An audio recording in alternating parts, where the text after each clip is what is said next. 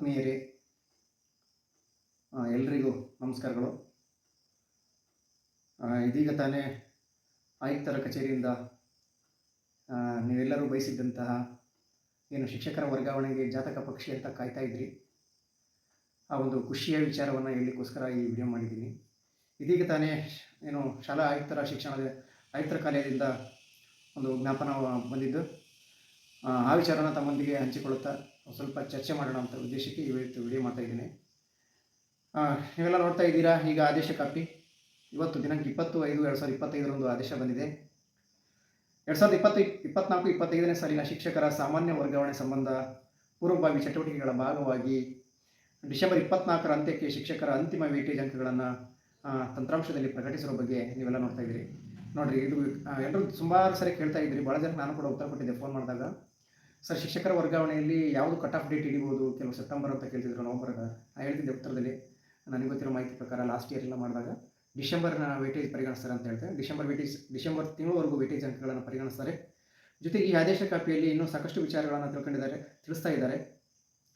ಏನಪ್ಪ ಅಂತಂದರೆ, ಈ ವೇಟೇಜ್ ಆದೇಶ, ಈ ಒಂದು ವೇಟೇಜ್ ಮಾಹಿತಿಯನ್ನು ನೀಡಲು ಇದರಲ್ಲೇ ಒಂದು ನಮಗೆ ಒಂದು ಕ್ಲೂ ಬಂದಿದೆ.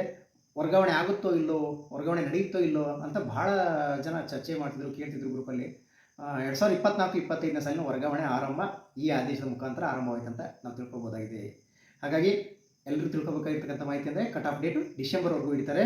ಈ ಆದೇಶಕ್ಕೆ ಸಂಬಂಧಪಟ್ಟಂತೆ ಎಲ್ಲ ನಿಮ್ಮ ಮಾಹಿತಿಗಳನ್ನು, ಏನು 24-25 ಸಾಲಿನ ವರ್ಗಾವಣೆ ಸಂಬಂಧಿಸಿದಂತೆ ತಮ್ಮ ವೇಟೇಜ್ಗಳನ್ನು ನೀವು ಎಲ್ಲಿ ನಿಮ್ಮ ED ತಂತ್ರಾಂಶದಲ್ಲಿ ನಾವು ತಿಳ್ಕೊಬೋದಾಗಿದೆ.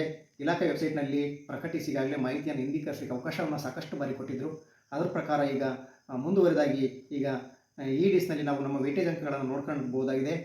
ಇಷ್ಟೆಲ್ಲ ಮಾಹಿತಿಗಳನ್ನು ನೀಡಿರುವುದು ಅನ್ವಯ ವರ್ಗಾವಣೆ ಆರಂಭ ಆಗ್ತಕ್ಕಂಥ ಲಕ್ಷಣ ಕಾಣ್ತಾ ಇದೆ.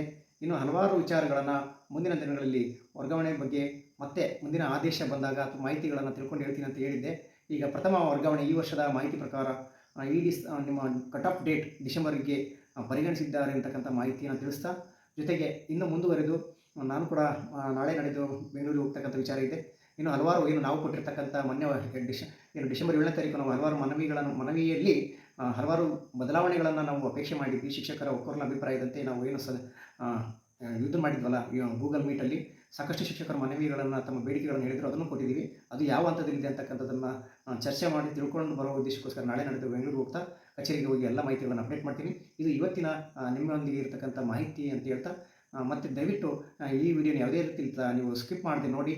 ಮತ್ತು ಮುಂದಿನ ದಿನಗಳಲ್ಲಿ ಪ್ರತಿಯೊಂದು ಮಾಹಿತಿಯನ್ನು ನಿಮಗೆ ಕಾಲಕಾಲಕ್ಕೆ ವರ್ಗಾವಣೆ ವಿಚಾರ ಆಗಿರ್ಬೋದು, ನಮ್ಮ ಶಿಕ್ಷಣ ಇಲಾಖೆ ಆಗಿರ್ಬೋದು, ನಮ್ಮ ಸರ್ಕಾರಿ ನೌಕರಿ ಎಲ್ಲ ವಿಚಾರಗಳನ್ನು ನಾನು ಮುಂದಿನ ದಿನಗಳಲ್ಲಿ ಅಪ್ಡೇಟ್ ಮಾಡ್ತಾ ಇರ್ತೀನಿ. ನೀವು ಈ ಎಲ್ಲ ಮಾಹಿತಿಗಳು ತಮಗೆ ಸಿಗಬೇಕಂತಂದರೆ ನನ್ನ ಚಾನಲ್ಗೆ ಸಬ್ಸ್ಕ್ರೈಬ್ ಬಟನನ್ನು ಪ್ರೆಸ್ ಮಾಡಿ, ಆ ಬೆಲ್ ಬಟನನ್ನು ನೀವು ಕ್ಲಿಕ್ ಮಾಡಿದರೆ ನಿಮಗೆಲ್ಲ ಸಂದೇಶಗಳು ಕಾಲಕಾಲಕ್ಕೆ ಬರ್ತವೆ. ದಯವಿಟ್ಟು ಇದೇ ರೀತಿಯಲ್ಲಿ ನಿಮ್ಮ ಬೆಂಬಲ ಸಪೋರ್ಟ್ ಇದ್ದರೆ ಇನ್ನೂ ಒಳ್ಳೊಳ್ಳೆ ವಿಷಯಗಳನ್ನು ನಾನು ಯೂಟ್ಯೂಬ್ ಚಾನಲ್ ಮುಖಾಂತರ ತಿಳಿಸ್ತೀನಿ ಅಂತ ಹೇಳ್ತಾ, ಇಲ್ಲಿವರೆಗೂ ತಾವೆಲ್ಲರೂ ಭಾಗವಹಿಸಿ ಈ ವಿಡಿಯೋನ ಕೇಳಿದ್ದೀರಿ. ಈ ಮಾಹಿತಿನ ಹಂಚ್ಕೊಳ್ಳೋಕ್ಕೆ ಅವಕಾಶ ಮಾಡಿಕೊಟ್ಟಿದ್ದಕ್ಕೋಸ್ಕರ ತಾವೆಲ್ಲರಿಗೂ ಒಂದಿಸ್ತಾ ನನ್ನ ಮಾತನ್ನು ಮುಗಿಸ್ತೇನೆ. ನಮಸ್ಕಾರ.